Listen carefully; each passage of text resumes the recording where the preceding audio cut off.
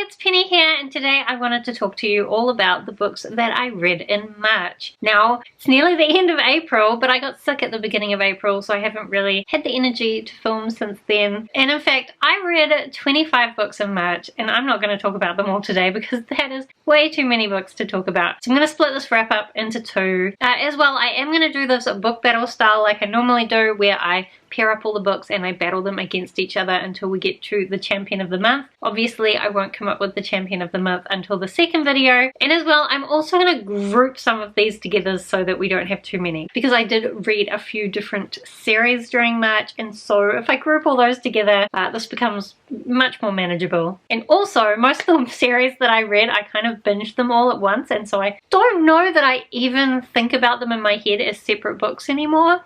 Anyway, we're going to start with round one with 4 different battles. I've got some YA fantasy, some YA/middle grade fantasy, some murder mysteries, and a couple of contemporaries with fantastical elements in them. And I will leave timestamps down below if you want to jump to any particular book. So that's the introduction. Let's get into talking about the books. We're going to start with round one, and for our first battle we've got The Camelot Betrayal by Kiersten White up against Crownbreaker by Sebastian D. Castell. So both of these are continuations of a series. The Camelot Betrayal is the second book following on from the Guinevere Deception. This is a retelling of Arthur and Camelot, except that we're following a Guinevere who is not really Guinevere, she's actually a changeling. And there are also a few gender changes within this retelling as well. Now, I wasn't sure if I wanted to continue this series. After the first one, I actually had kind of decided just to put it aside. However, then I saw my library, it had the audiobook for the second one, and I thought, alright, I'll try it.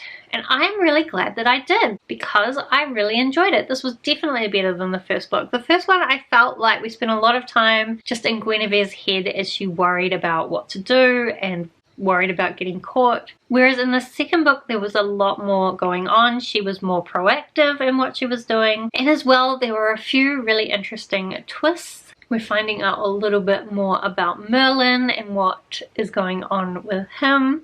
There was more of the magic going on, and I just really enjoyed it. I think as well we got Morgan Le Fay introduced into the story, and I think now I remember that in the Arthur and Camelot story, Morgan Le Fay is my favorite. So if you, like me, read the first book in the series and thought, not sure, maybe give the second book a go. Then the other book in this battle is Crownbreaker by Sebastian D. Castell. So this is the, I want to say the 7th book in this series.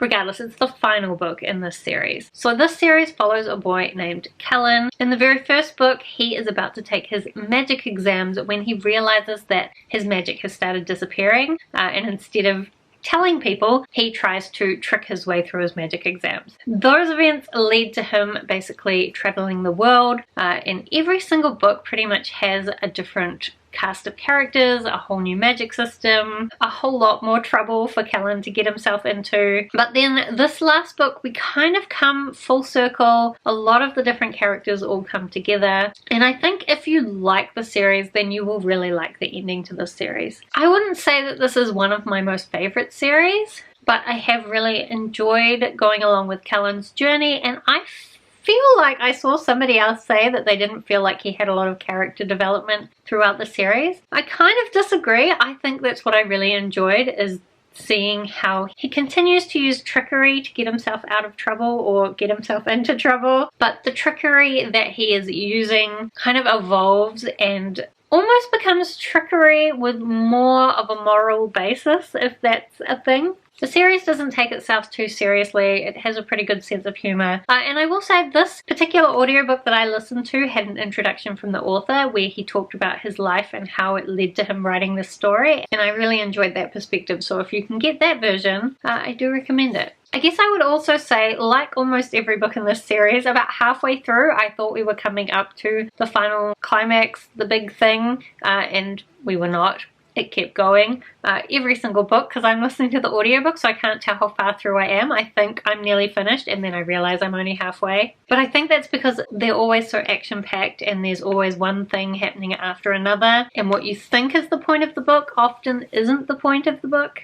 Anyway, I did enjoy it, and if I try to put these two books against each other, I would say they're both kind of a bit tricksy with what's happening, but they're both still YA fantasies, so not like super mind-blowing in their twists. But I did like both of them. I think overall I would just have to say Crownbreaker is a lot more intricate and clever with its plot. And while I did say that the Camelot betrayal had improved from the Guinevere deception, there were still some bits which I felt were just Guinevere worrying and they weren't as enjoyable. So I think I'm going to put Crownbreaker through to the next round. And I talked about that for way too long, so let's try and hurry up for the next battle, which is going to be between Cirque du Freak by Darren Shan and Across the Green Grass Fields by Sean Maguire. So I actually read the last 5 books from the Cirque du Freak series by Darren Shan. This is a series all about this boy who ends up getting involved with this Cirque du Freak and vampire culture. In these last books, we're kind of dealing with this war between the vampires and the vampanese. And again, like Crownbreaker, the final book did bring things back to Darren's hometown and bring together a lot of the different characters that we had been introduced to throughout the series. I would also say, about halfway through the final book, I thought it could have been the ending. It would have been a bit open-ended, but it would have been alright. But it kept going. And in the end, I think it did some cool twisty things, so I was glad it kept going. But I also would say that I felt like the second half of this series was a lot more action, and unfortunately I think I enjoyed that less than I did some of the previous parts of the book, where I thought there were more interesting ideas and more interesting relationships. And while I'm glad to have read this series, I wouldn't say it's probably my favorite of all the different nostalgic book series that people read when they were children. I didn't read the Darren Shan series when I was a child, but I know a lot of people did, and I did enjoy it, but I'm sorry to say, not my favorite. I hope you won't be too disappointed. Then as well, I read Across the Green Grass Fields by Sean Maguire. So this is the 6th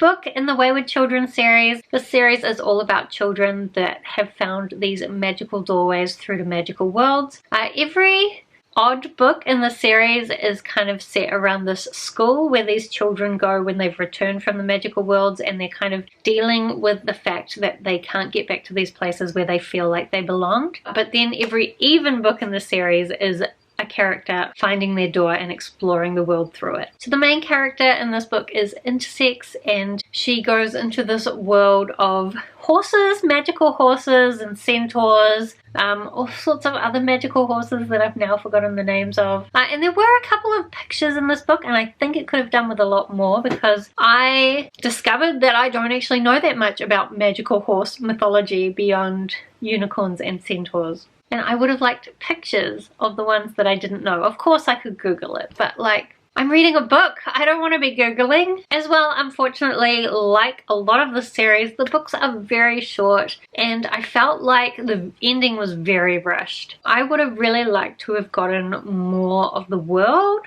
and I would have liked something more interesting to happen when she finally got to this castle that she was traveling to. But also, like the rest of the books in this series, there are some interesting social ideas in there, and it was really interesting to see a character who was intersex and just discovering that that's what they were and what that means. And it talked a lot about conformity and feeling like you need to be like everyone else rather than just trying to be yourself and be happy. And I did really enjoy those messages. I just always feel like with these books that there's so much potential and they're never quite realized. It's kind of hard to compare these two against each other because one is 5 books and one is one very short book. Although the Darren Shan books are also very short. All the audiobooks were only 5-ish hours long, which is why I binged the whole end of the series in one go, because I felt like every book was never enough for me. But I do think in the end Across the Green Grass Fields was a little bit more magical and just had some better messages in it. Unfortunately, because Cirque du Freak is an older series, some parts of it were not entirely without problems, which I can't really fault it for. Like, there was nothing terrible, but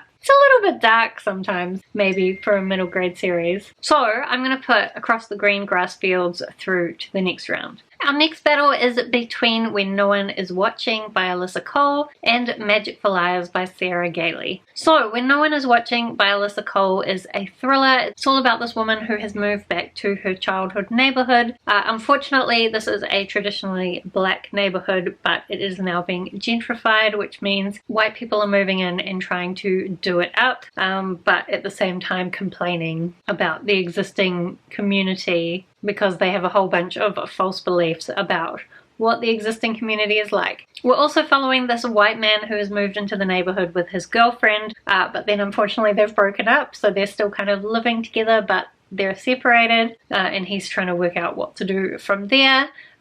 Obviously you can kind of tell there's a romance going on there. There's also a lot of other stuff, and I felt like you kind of knew something was happening because it's a thriller. Of course something was happening, but I felt like for most of the first half of the story it felt more like a contemporary romance, and surprisingly I wasn't hating it. I found it quite interesting. It was a perspective that I haven't really read much from. It was interesting to learn more about gentrification and think about what that means. Kind of frustrating to see some of the racism in the story, but like it was very realistically portrayed. But still I kept wondering, like, what is really happening here? I think I wanted a bigger mystery, or like more clues to the mystery, and there were clues, but so many of them were so under the radar that they almost weren't interesting. And then the very ending I felt like was so over the top, extreme, and very action-packed, which isn't really what I want from the end of a thriller. I want a whole bunch of strange reveals rather than action. And I also feel like there's a bad guy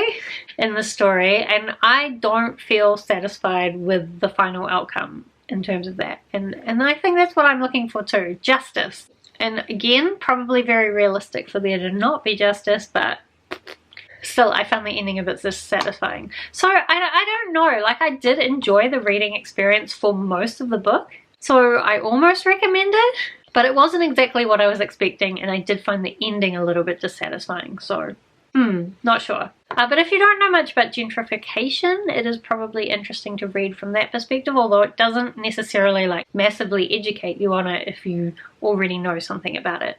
That's not the point of the book. Anyway, I enjoyed it, not bad. But in terms of like, I've been trying to read more thrillers to find the kind of thrillers I like, and I would say that this is not quite the kind of thriller I like. Then the other book in this battle is Magic for Liars by Sarah Gailey. So this is a book where we're following this private investigator, and her sister is actually a teacher at a magic school. Her sister was a very talented magician, and she's always been a little bit jealous of her sister and wondered what might have become of her life if she had had these magical talents. Then there is a murder at her sister's school, and the principal decides to get her involved in investigating this murder mystery because she thinks she'll have like a better perspective on the magical world. And I have to say, I really loved this story. Partly because I listened to the audiobook, and the audiobook narration was so amazing in the way it conveyed the story, but also I just really liked the relationships between these two sisters and learning about their history at the same time as learning about this magic school. There's also the students at the school, and I also really enjoyed the way the story with the students at the school came together with the story of the adults of the school. And honestly, it was just a really enjoyable time, and I really liked it. So I think it's pretty obvious for this battle I'm going to put Magic for Liars through to the next round because I just really liked it. And then in our last battle we have Long Way Down by Jackson Reynolds up against The Traveling Cat Chronicles by Hiro Arikawa. So Long Way Down is a really short book. I listened to the audiobook and I think it was about an hour long, although I listened to it at 1.5 times speed, so maybe it was like an hour and a half, 2 hours. Anyway, it was super short. It's basically telling the story of this boy whose older brother is shot, and he decides to go and take revenge. And as he is taking the lift down, he stops at each floor and meets somebody who teaches him something. It makes him reconsider his plans. I've heard a lot about this. Also, everyone always says that it's written in verse, and I feel like the audiobook, I didn't feel like it was strongly in verse, or I kind of forgot that it was in verse. I did like the way that it was written, but it didn't feel really poetry-ish. I haven't read probably any other books that are written in verse, so maybe I should because it didn't bother me. But then again, I didn't necessarily love it either. But it was alright, which is not what I would have expected. I thought it might really annoy me or make it hard to follow and figure out what was going on, but I did know what was going on. However, as well, I kind of found it boring.